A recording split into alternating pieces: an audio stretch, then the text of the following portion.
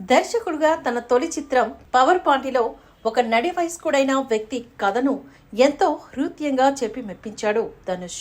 ఒక star hero అలాంటి family touch ఉన్న సున్నితమైన కథతో సినిమా తీసి మెప్పించడం అందరికీ ఆశ్చర్యాన్ని కలిగించింది.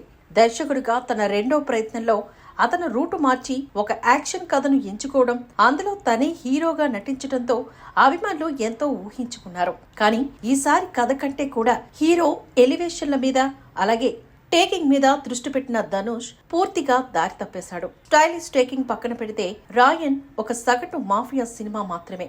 ఆరంభంలో కొంచెం ఆసక్తి రేకెత్తించి ఆ తర్వాత గాడి తప్పే ఈ చిత్రం ప్రేక్షకుల సహనానికి పరీక్ష పెడుతుంది. సెకండ్ హాఫ్ బాగాలేదు, సినిమా అంత ఇంట్రెస్ట్ అనిపించలేదు, బోర్గా అనిపించింది.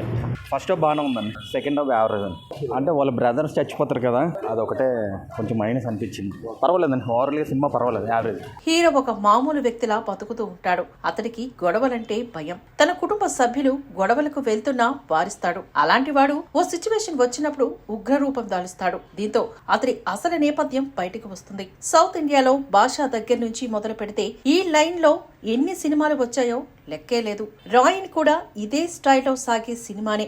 కాకపోతే బాద్షా స్క్రీన్ ప్లే మరీ రొటీన్ అయిపోయిన నేపథ్యంలో కొంచెం ఆర్డర్ మార్చాడు ధనుష్. ముందు హీరో గతాన్ని, తన నేపథ్యాన్ని చూపించి ఆ తర్వాత వర్తమానంలోకి వచ్చాడు. అయితే ఆరంభం కొంచెం ఆసక్తికరంగానే అనిపించిన తర్వాత ఒక దశ దిశ లేకుండా సాగే కథనమే ప్రేక్షకులను గందరగోళానికి గురిచేస్తుంది. మరి ఇల్లాజికల్ గా అనిపించే సీన్లు ప్రేక్షకులకు సినిమా మీద ఇంప్రెషన్ ను అంతకంతకు తగ్గించేస్తాయి. సినిమా బాగుంది, పర్లేదు, అంత ఫైటింగే. చాలా బాగుందన్న.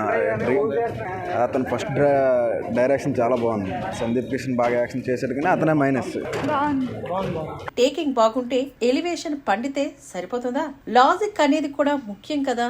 ఇక్కడ హీరోకేమీ భాష టైపు ఫ్లాష్ బ్యాక్ కూడా ఉండదు. అతనేమి పూర్వాశ్రమంలో డాన్ కూడా కాదు. అలాంటిది కనీసం అవతల వ్యక్తితో మాట్లాడే ప్రయత్నం కూడా చేయకుండా తన ఇంటికి వెళ్లి అక్కడున్న పదుల సంఖ్యలో రౌడీలతో సహా ఆ డాన్ కుటుంబాన్ని లేపేయడం విడ్డూరంగా అనిపిస్తుంది. ఇంత చేసిన వాడు ఎవరికీ దొరకకుండా తర్వాత మామూలు జీవనం గడపాలని అనుకోవడంలోనూ ఔచిత్యం కనిపించదు. కథలో మలుపు వచ్చే ఈ ఎపిసోడ్ దగ్గర మొదలు పెడితే రాయన్ లో తర్వాత అన్ని ఇల్లాజికల్ గానే కనిపిస్తాయి. ఒకదాని తర్వాత ఒకటి యాక్షన్ ఎపిసోడ్లు వస్తూ ఉంటాయి. కత్తుల వేట కొనసాగుతూ ఉంటుంది, కానీ ఎక్కడ ఎమోషన్ మాత్రం కనిపించదు. అసలు ఈ గొడవ ఎందుకు మొదలైందో, ఎవరితో ఎవరికి ఏం గొడవో అర్థం కాదు. కానీ అంతులేని హింసతో తెర రక్తసిక్తమవుతుంది. హీరో తమ్ముళ్ళు తనను చంపేసేంతగా ఎందుకు తిరుగుతారు అనడానికి సరైన రీజనింగే లేదు. ధనుష్ టేకింగ్ అంతా కొరియన్ సినిమాల స్టైల్లో సెటిల్ గా సాగుతూ ఉంటే ఏఆర్ రెహమాన్ అందుకు తగ్గట్లే స్కోర్ ఇచ్చాడు. దీంతో రాను రాను ప్రేక్షకుల్లో నీరసం ఆవహిస్తుంది. చాలా ముందే కథతో డిస్కనెక్ట్ అయిపోయిన ప్రేక్షకులు ఇక సినిమా ఎప్పుడు ముగుస్తుంది, ఎలా ముగుస్తుంది అని ఎదురు చూడటమే మిగులుతుంది. ముగింపు కూడా సాధారణంగా ఉండటంతో రాయన్ చివరికి శిరోభారంలా తయారవుతుంది. దర్శకుడుగా ధనుష్ ఈసారి ప్రేక్షకులకు ఏ మాత్రం కనెక్ట్ కాని సినిమానే అందించాడు. పెర్ఫార్మెన్స్ పరంగా ధనుష్ కు వంకలు పెట్టడానికి ఏమీ లేదు. కానీ సినిమాలో తన పాత్ర పరిధే తక్కువగా అనిపిస్తుంది. అది అనుకున్నంతగా ఎలివేట్ కాలేదు. ఎంటర్టైనర్ బాగానే ఉంది. యాక్షన్ ఫ్యాన్స్ ఎవరైనా ఉంటే కనుక సపోర్ట్ చేయొచ్చు మూవీని. బాగానే ఉంది. సూర్య గారి క్యారెక్టర్ అనేది ఒక విలన్లో కామెడీని కూడా పండించి ఆ విధమైన యాంగిల్ చాలా బాగుంది. ధనుష్ గారి డైరెక్షన్ కూడా చాలా బాగుంది. సందీప్ కిషన్ కూడా ఒక మెయిన్ రోలే, ఇంట్రెస్టింగ్ రోలే. సందీప్ కిషన్ హీరో తమ్ముడి పాత్రలో ఆకట్టుకున్నాడు. తన పాత్ర కొంచెం గందరగోళంగా అనిపిస్తుంది. ప్రకాష్ రాజ్ ఈ సినిమాలో ఎందుకున్నాడో అర్థం కాదు. మొదట్లో ఈ కథలో కీలక మలుపు ఆయనే అనిపిస్తుంది, కానీ తర్వాత ఆయన సైడ్ అయిపోయాడు. ఎస్జే సూర్య స్పెషల్ టాలెంట్ ను ఈ సినిమాలో పెద్దగా వాడుకోలేదు. తన పాత్ర సిల్లీగా అనిపిస్తుంది. ఏఆర్ రెహమాన్ సంగీతం మిశ్రమ అనుభూతిని కలిగిస్తుంది. మ్యూజిక్ బాలేదు అనలేం, కానీ ఒకప్పటి ఏఆర్ స్థాయిలో మాత్రం లేదు. సినిమాలో పాటలకు ప్రాధాన్యం లేదు.